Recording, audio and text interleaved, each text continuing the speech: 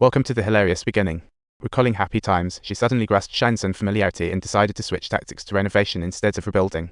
Shuyan felt thrilled deep inside. Things were progressing nicely, so she specially bought a fancy tie to celebrate. However, the next day, dressed for the feast, she meant to give it but met Shengming unexpectedly at the restaurant.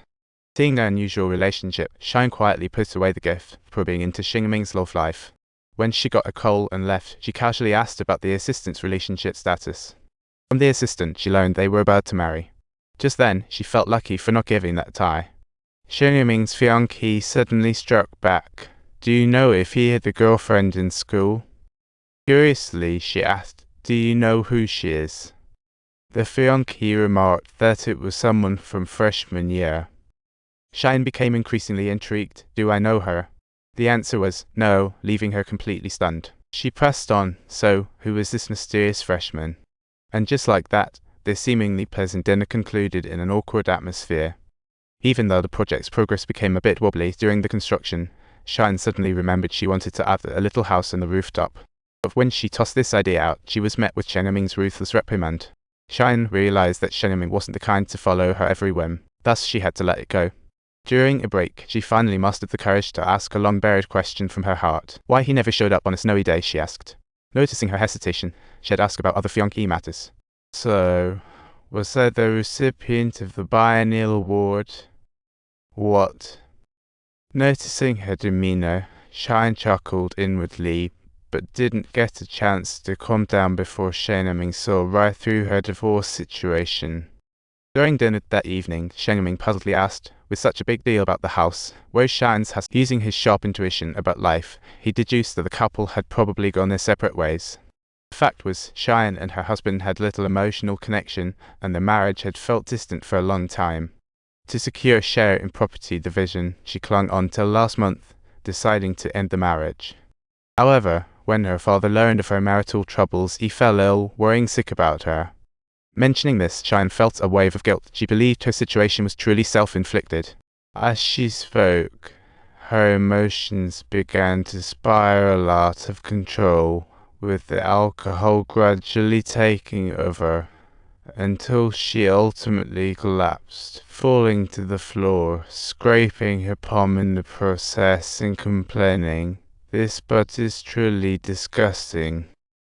This butt is so disgusting. I simply cannot take it any longer." Instead of pushing her away, Shengming gently pulled her into his embrace. The familiar warmth seemed to turn back time. It felt like they were transported back to the moment of their first intimate encounter on a sunny weekend, with the air perfumed with flowers. Shuyan turned to her and said, "November 11th is my birthday. Let's toast to me." After a drink or two, Shuyan seemed to unlock her heart, spilling her deepest secrets to herself.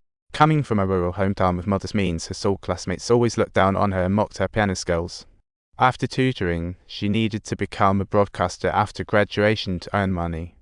Once she made enough money, she would invite herself to be the designer for a gigantic house, so her children wouldn't have to endure others' judgment. From then on, she sketched her dream blueprint, and Shengming felt a surge of warmth in his heart as he watched. He never expected that beneath her strong facade lay so much sorrow.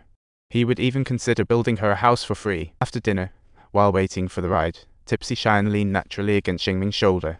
At that moment, a daring thought surged through Shengming's mind. His legs trembled with nerves, but he finally mustered the courage to gently kiss Shuyan on the lips. Shuyan appeared to be oblivious.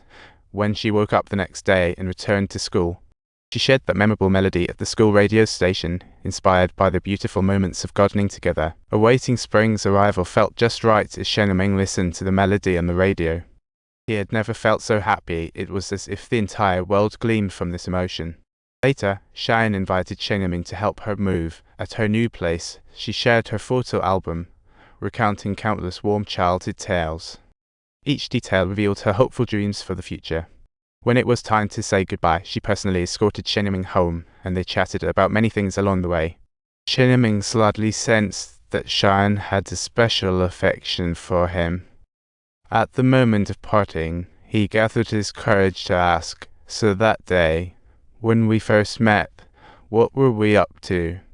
Soon after, giggling, they pinky promised to meet at the old place, marking a sacred waypoint in their journey. Turning to the present, memories flood in like tides. with each scene vividly relived as though it were just yesterday. Their bond tightened in reminiscence, as Shuyan found herself instinctively stopping by her childhood academy.